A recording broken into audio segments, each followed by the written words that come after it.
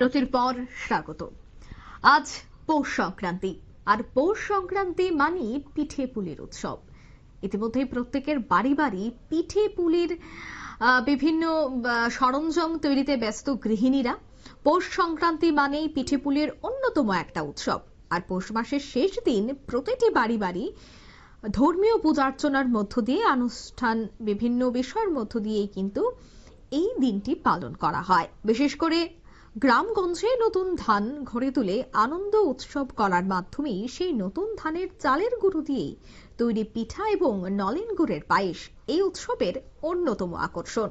প্রতিটি বাড়িতেই আছে দেখা যায় মা বোনেদের ব্যস্ততা পিঠে তৈরি করতে।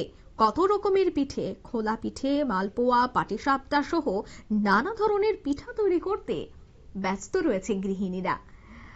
কি উঠে আসছে, কি জানাচ্ছেন, শোনাচ্ছি। পৌষ মাসের এই সংক্রান্তি আমাদের কাছে খুব জনপ্রিয়, কারণ আমাদের পূর্বপুরুষরাও সেই দিন পালন করত। তা দেখে দেখে আমরাও পালন করি।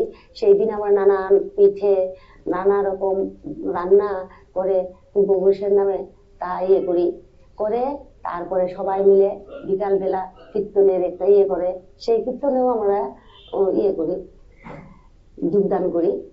আর ওখানে আলপনা টালপনা সব করি আর কি। এই তো আপনারা শুনলেন বক্তব্য। অর্থাৎ আজকের দিনটি বাঙালির একটু অন্যরকম ভাবেই পালন করে থাকে। পিঠাপুলির মধ্য দিয়ে সকাল থেকে চরম ব্যস্ততা থাকে এবং এই পিঠেপুলির দিন দেখা যায় যে বিভিন্ন জায়গায় সংকীর্তন এবং একেবারে সকাল থেকে বিকেল পর্যন্ত নানা রকমের পিঠে এবং সেই পিঠের স্বাদ নিতে প্রচুর মানুষ বিভিন্ন জায়গায় যান। বিশেষ করে দেখা যায় যে অনেকেই কেউ মামার বাড়িতে যান, কেউ মাসির বাড়িতে যান এই পিঠে খাবার জন্য, কারণ আজকের দিনটাতে বিশেষ করে নানা রকমের পিঠে খেয়ে থাকেন অনেকেই। বিশেষ করে গ্রাম এবং শহরতলিতে কিন্তু সেই ছবি বেশিরভাগ ক্ষেত্রেই ধরা পড়ে।